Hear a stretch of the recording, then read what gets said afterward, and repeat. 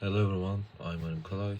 I'm freshman mathematics student in Bilkent University. Today I'm going to present my Physics-102 project, which is about the effect of winding density for coil or solenoid on its own magnetic field.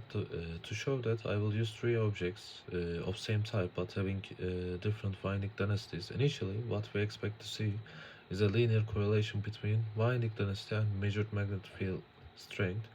However, it's normal to see some errors in our experiment, since tiny differences may arise from coil winding defects and power supply fluctuations and environmental interference, such that. So these are my equipments. A roller, coils of the same material but having different winding densities. A Gauss meter, 10 kilo ohm, and also 10 kilo ohm resistance, and of course a DC power supply. So for the experiment, initially I connected my coil with wires to my circuit. Then I connected the resistor to a circuit.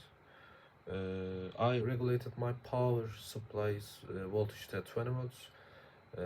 Afterwards, I constructed my setup and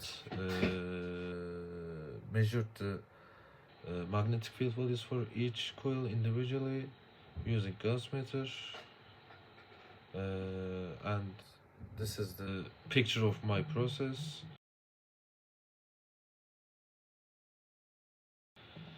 And these are the values I get for each coil.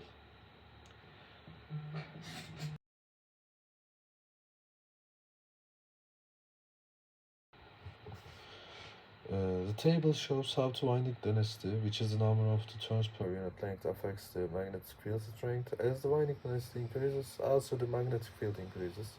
Both theoretical and experimental values of the magnetic field can be seen through the table. Theoretical values are calculated using the formula above, while the experimental values were measured using Gauss method. Moreover, though the rates are also shown in the table, they range from 4.48% to 78.57%. Like I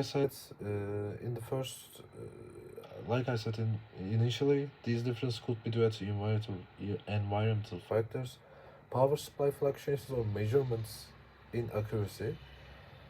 And in conclusion, the experimental results align well with the theoretical predictions, confirming that the magnetic field strength is directly proportional to the winding density. Also, the data in the table is also plotted in a graph which visually represents the linear relationship between winding density and the magnetic field strength. And now, this is my final conclusion of the experiment. Thank you.